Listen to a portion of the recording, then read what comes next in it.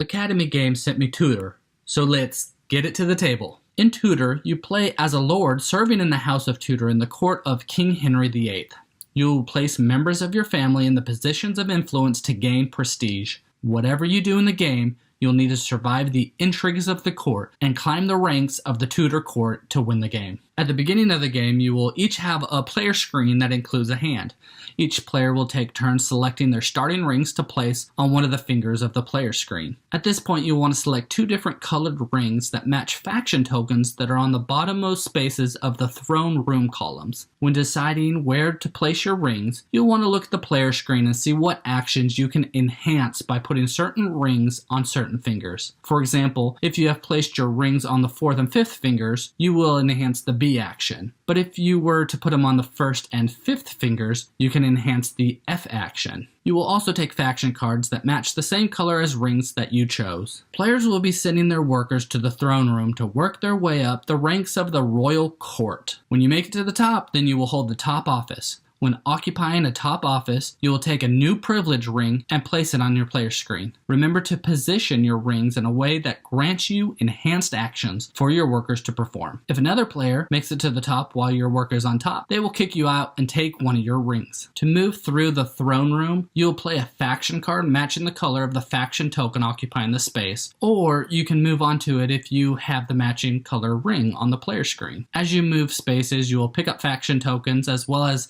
many influence or intrigue tokens located on the space that you end on. All influence and intrigue tokens can be used to perform bonus actions during the game, or will be exchanged for prestige at the end of the game. Each round, players will be placing their workers on different assignment benches outside the 3 different audience chambers. The meeples will enter the chambers in the order that they were placed and occupy the chairs on the left side of the table. At times when there are too many meeples, the new ones will push the old ones out, causing all seats to always be filled. Each player will then take their lord meeple and place it in an open chair on the right side of the table. If there is at least one of the lords present in the audience chamber, then all the player meeples in that chamber can perform one of the chamber's 2 unique actions. The lords are able to perform both of the actions in the chamber that they are located in. These actions will help players get influence cards, place new meeples from their supply into the throne room, move their meeples already in the throne room, and other actions that will help you manipulate the royal court. The player with the most prestige at the end of the game wins. The game is played over many rounds, which consists of 5 phases.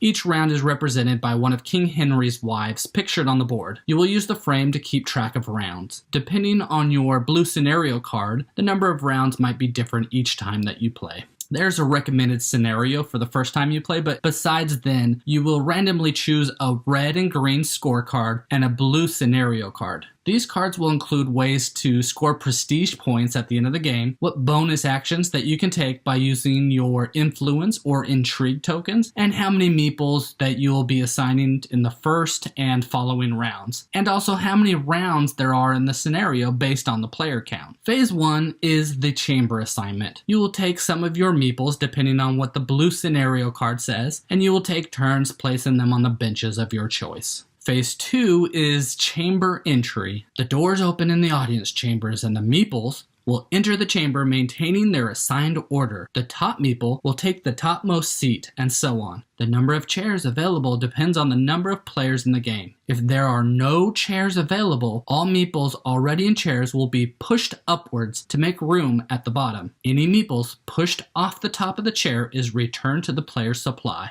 Phase 3 is Lord placement. In player order, players will play their Lord onto one of the Lord chairs located on the right side of the chamber table. Up to 2 Lords can be placed on the same table. When a Lord is present in a chamber, it allows all meeples present in that chamber to perform actions. If the chamber has no Lord present at the end of this phase, move all meeples in that chamber to the empty space behind their chair to indicate that they may not perform any action this round.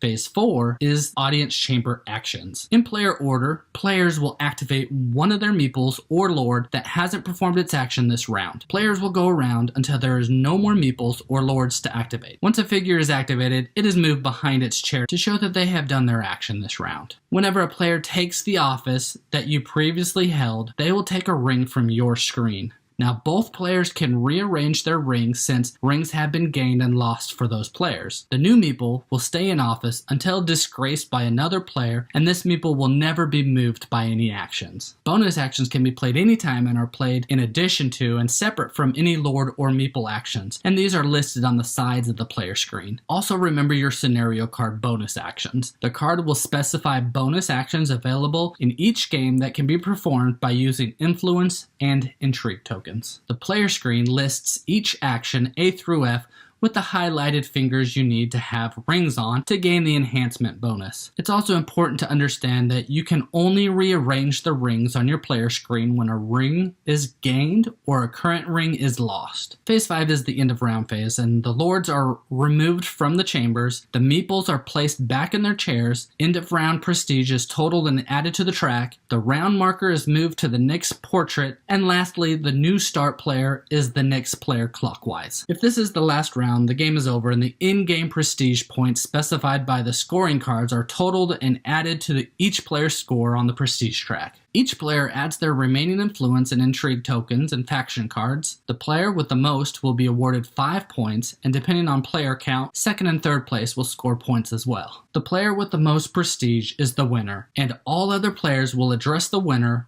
as Your Majesty until the next game. The game is quick and fun, where you need to plan precisely when to take office because someone else can come from right underneath you and take it away. The rings are very cool to put on your player screen and change them around. They're plastic with a sticker on the front, but they definitely get the job done. The game is pretty easy to teach. The player screen really helps you to know what the rings can do for you. After checking out all the choices for all the actions you can do, once you take an action, you will remember them and not need to revisit the rulebook to verify what each chamber does. Again, this is Tudor from Academy Games.